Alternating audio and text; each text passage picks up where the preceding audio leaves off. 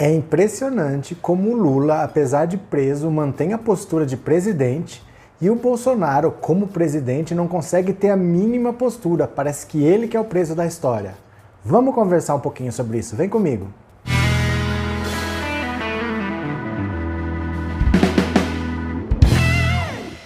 Olá, meus amigos, tudo bem com vocês? Que bom que vocês voltaram. Para quem está aqui pela primeira vez, seja muito bem-vindo, muito bem-vindo. Meu nome é Roberto Cardoso. Chegou aqui pela primeira vez? Já se inscreve no canal. Ajuda o canal a crescer para a gente conseguir levar informação para cada vez mais pessoas. E se você quiser contribuir com qualquer valor, aqui em cima tem o link do nosso Apoia-se. Você pode deixar o valor que você quiser. Se você quiser, ninguém é obrigado a nada. Valeu? Olha só, gente, o Lula deu uma entrevista hoje para o UOL, uma entrevista muito bacana. E é incrível você olhar a postura do Lula, apesar de tudo que ele passou, e quando você compara com a postura do Bolsonaro. Vamos ver só de leve assim.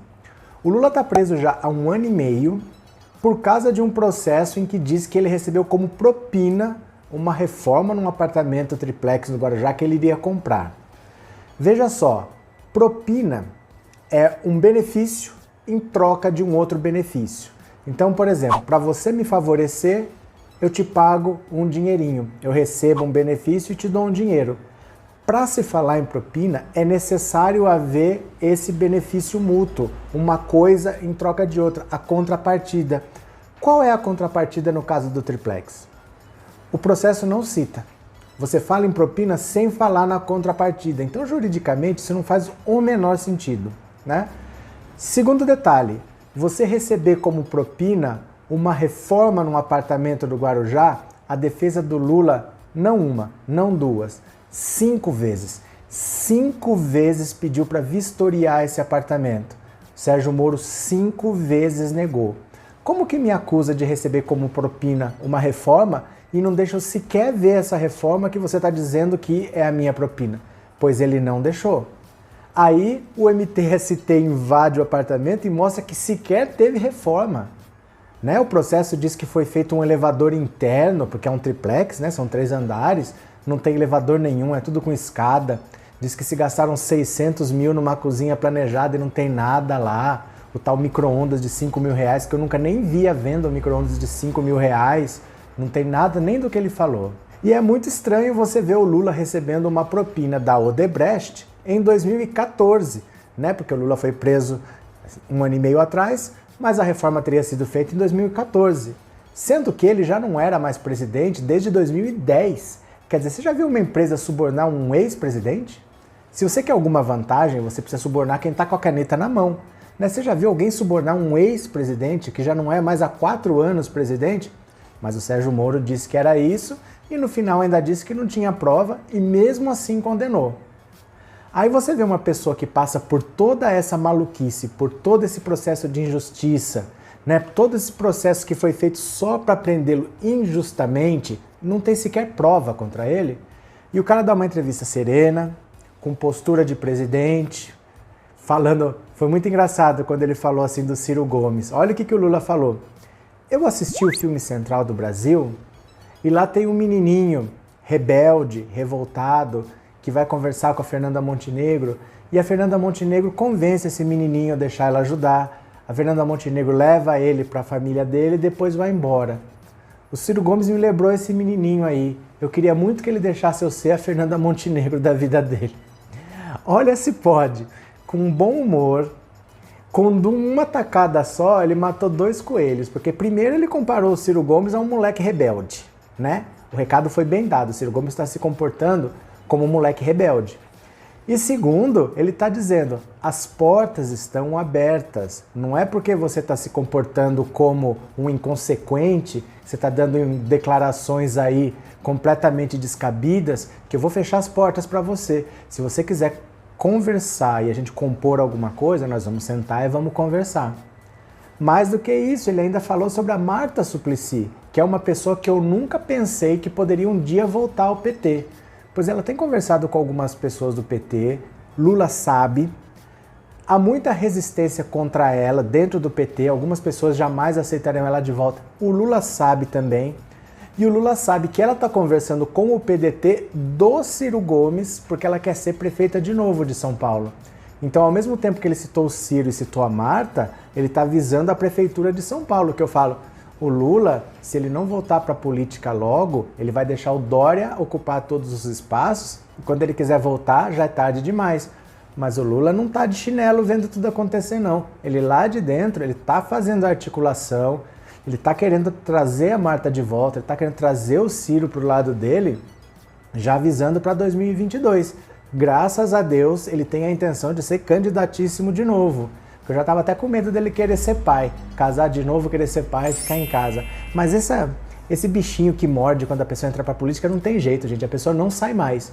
Eu não conheço alguém que foi político e falou, já fiz minha parte e desistiu. E ficou lá 10 anos e parou. Não, a pessoa não sai mais. A pessoa é contaminada mesmo. Em contrapartida, você vê um presidente da República como o Bolsonaro que não tem a menor postura para nada.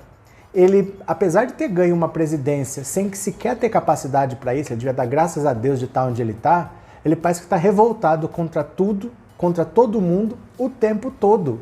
Ele não tem um amigo, ele não tem um apoiador, até o partido dele está contra ele. Em todo mundo, só ele querendo dar pancada, ele não tem uma palavra de conciliação, vamos cada um dar uma ideia, vamos ver para onde a gente vai. Não, tem que ser do jeito dele. E o jeito dele é sempre um jeito estapafúrdio, porque ele não tem capacidade de pensar em nada que funcione, em nada que vá dar certo. Ele não tem, não é nem culpa dele, ele é tosquinho mesmo, vai fazer o quê? Ele é tosco, gente. Ele não tem capacidade. Ele é um cara que ficou 28 anos dentro da Câmara dos Deputados e não fez nada. Ele não é nem reconhecido como, poxa, esse aqui é um deputado histórico, a participação dele aqui é relevante, a gente sempre pode contar com ele, nada.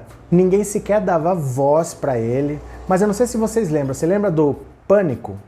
Que tinha o Silvio e o Vesgo, eles iam para a porta de festa e eles eram agressivos, eles humilhavam as pessoas, chegava pro ator assim e falava, e aí, como que é estar na geladeira da Rede Globo? KKKKKK. Colocava todo mundo em situação constrangedora. Vocês lembram disso? Isso é coisa de 10, 15 anos atrás. Começo do Pânico na Rede TV ainda.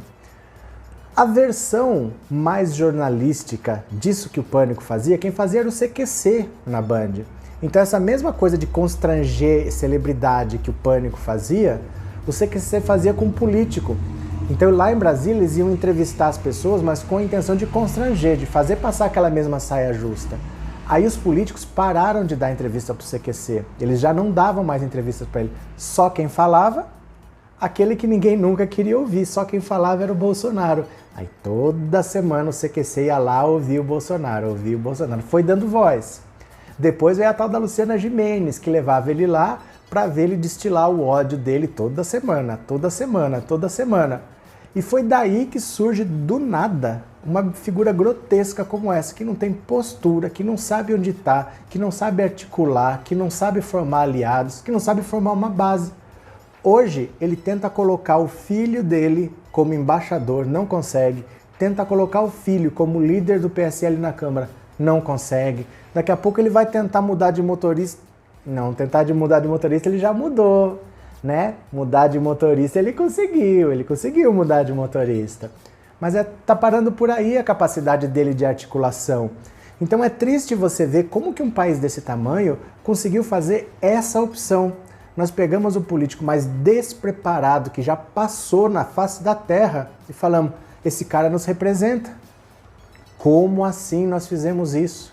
Mas nós fizemos e o cara tá lá. O que nós temos que fazer agora é estar sempre vigilantes, porque ele não tem apoio nenhum e isso é a chave para um governo cair.